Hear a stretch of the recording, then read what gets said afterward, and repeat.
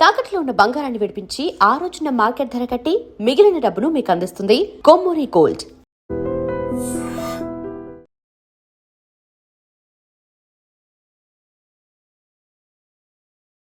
చెప్పుతో కొట్టినట్టు అవుతుంది. అంటే ప్రతీకారం కోసం పెళ్లి చేసుకోమంటావా? లేకపోతే ఇంకా వాళ్ళకి ముగుండని వాళ్ళ ఫోటోలు పట్టుకుని కుళ్ళి కుళ్ళి ఏడుస్తావా? ఒక్కసారి చేసిన తప్పుకే నరకం అనుభవిస్తున్నాను. మళ్ళీ జీవితంలో అటువంటి పొరపాటు చేయి. పోనీ చెయ్యని పొరపాటు చేయి, కొత్త వాడు చేసుకో.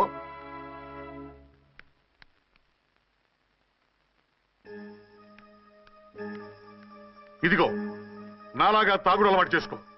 బాధల్ని బాధ్యతల్ని మర్చిపో. పెళ్ళాలు వదిలేసిన ముగుడని అవమానం పడే కంటే గౌరవంగా తాగుబోతు అనిపించుకో. అలాగే తండ్రికి ఆనందిస్తాను. తీసుకో.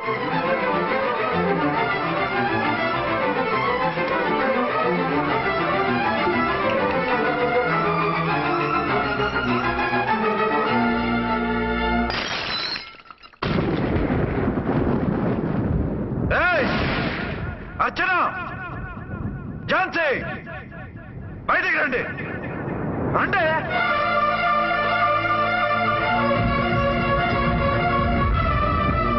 भाई और बहनों, देखो ये मेरा फर्स्ट पत्नी है,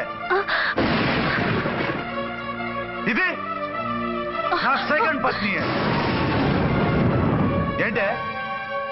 ఏంటి ఆ లుక్లు? తాగొచ్చానా? నేను తాగలేదే, మీరే తాగించారు. తేగేదాకా తెచ్చారు, తాగేదాకా తీసుకొచ్చారు. నాకు విడాకులు ఇస్తారు. నాది పెళ్ళ పేకాట. ఆడినంతసేపు ఆడి మధ్యలో మిడిల్ డ్రాప్ చేయడానికి. అసలు నేను మీకేం ద్రోహం చేశాను? నువ్వు తిరిగి రాగానే on the spot first night cancel చేసుకుని నీ దగ్గర పరిగెత్తు రావడవా? ఇంకో మగాడు ఎవడైనా అయితే అలా వచ్చేస్తాడా? చెప్పను ఛాలెంజ్. నువ్వు చచ్చావు అనుకుని పిచ్చి వెదవలా తయారయ్యాను. కళ్ళు పూసుకుంటే కళ్ళలోకి వస్తున్నావని కంటికి నిద్ర లేకుండా కడుపుకి తిండి లేకుండా గడిపాను.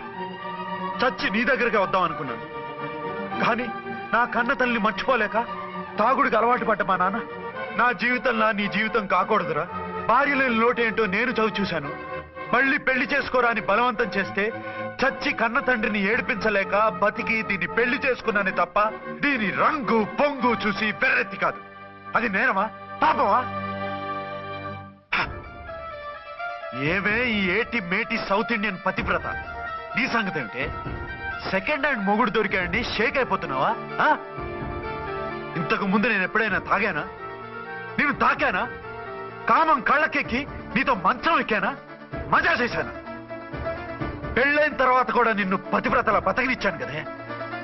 నేనే దుర్మార్గుడిని అయితే, ఆడదాన్ని అవసరంతో ఏడ్చేవాడిని అయితే ఎప్పుడో నిన్ను చెడిపోయేదాకా చెడగొట్టేవాడిని.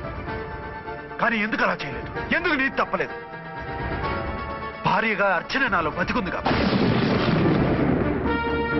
నిజం చెప్పలేదు అని చెప్పుకోసిన మేకలాగా ఇచ్చుకుంటున్నావు. ఎందుకు చెప్పలేదో తెలుసా?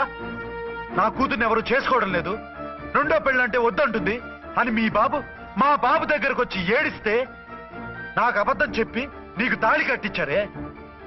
20 ఏళ్లుగా కనీ పెంచిన నీ అబ్బే నీకు నిజం చెప్పినప్పుడు నేనెందుకు చెప్పాలి? అది బతికొచ్చిన తర్వాత మా వాళ్ళు నీకు నిజం చెప్పలేదని తెలిసింది.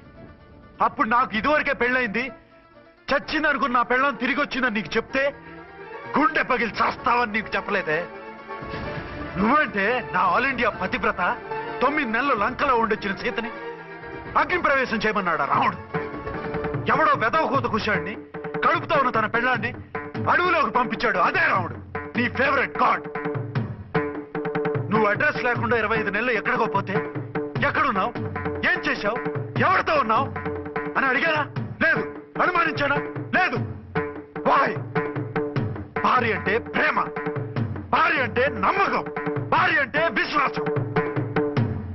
ఆ రాముడు గ్రేటా, నీ మొగుడు గ్రేటా? చెప్పు. ఆ రాముడిని దేవుణ్ణి చేసి గుళ్ళో కూర్చోబెడితే నన్ను రాయించేసి రోడ్డు మీదకి విసిరేస్తావా?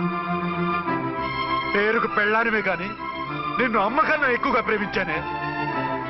నువ్వు కనీసం ఆ బిడ్డకిచ్చే విలువ కూడా ఇవ్వలేదు కదే తల్లి.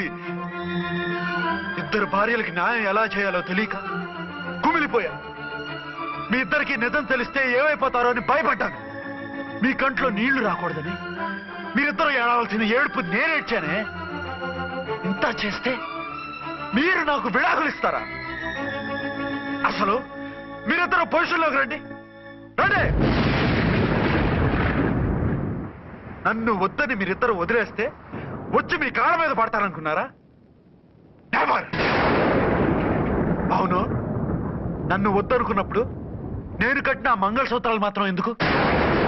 సేఫ్టీగా వాటిని అలాగే ఉంచుకుని మాజీ భార్యలుగా హ్యాపీగా బతుకుదాం అనుకుంటున్నారా? నో, మీకు ఆ ఛాన్స్ ఇవ్వను. తాళి ఉన్న పెళ్ళాలుగా కాదు, తాళి తెగిన భార్యల్లా, మొగుడు చచ్చిన విధవల్లా మీరు తెల్ల చీరలు కట్టుకునేట్టు చేస్తాను. విడాకులు ఇవ్వకుండా మిమ్మల్ని విడాకులు చేస్తాను. జీవితాంతం కుళ్ళి కుళ్ళి కుళ్ళి ఏడ్చేలా చేస్తాను. బాయ్. ఆగండి. ఏ, నేను చావడం కూడా నీకు ఇష్టం లేదా? మీరు బతకాలి, నిండు నూరేళ్లు సుఖంగా జీవించాలి. మీ మీద ప్రేమ లేక కాదు, మీరంటే ఏంటో తెలియక కాదు. నా వల్ల మీకు ఝాన్సీకి అన్యాయం జరగకూడదని నేను మిమ్మల్ని అనుమానించాను, అవమానించాను. మీకు దూరం కావాలనుకున్నాను, విడాకులు కోరుకున్నాను. నేను మీకు భార్యనయ్యాను, మీ బిడ్డకు తల్లినయ్యాను. కొంతైనా మీతో జీవితాన్ని తృప్తిగా అనుభవించాను. కానీ ఝాన్సీ ఒక్క పసుపుతాడు తప్ప భార్యగా ఏమీ పొందలేదు. భార్యగా మీ జీవితంలో తనకి చోటివ్వండి. లేదక్క, అలా చేస్తే నువ్వు భర్తనే కాదు, బాబుకి తండ్రిని కూడా దూరం చేసిన దానివి అవుతావు. ఆయన మనస్ఫూర్తిగా ఇష్టపడి చేసుకుంది నిన్ను, ప్రేమించింది నిన్ను. ఆయన మనసులో నీకు తప్ప నాకు స్థానం లేదు.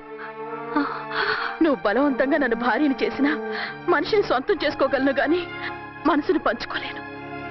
ఆ భార్య స్థానం ఎప్పటికీ నీదే. ఒకరి మీద ఒకరు ఇంత ప్రేమను పెట్టుకొని ఒకరి గురించి ఒకరు ఆలోచించి మీ జీవితాలని పాడు చేసుకోకండి.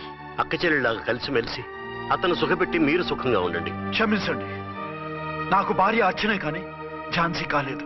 అవునా, ఆయన ఎప్పటికీ శ్రీరామచంద్రుడిలాగానే ఉండాలి. ఆ రాముడికి సీత ఒక్కటే, ఆ సీత అక్కే. మరి నీ బతుకు? నేను మళ్ళీ పెళ్లి చేసుకుంటాను. నా గురించి ఆలోచించకుండా మీరిద్దరూ సుఖంగా సంతోషంగా ఉండండి. ఈ రోజు నుంచి ఆవిడే మీ ఆవిడ.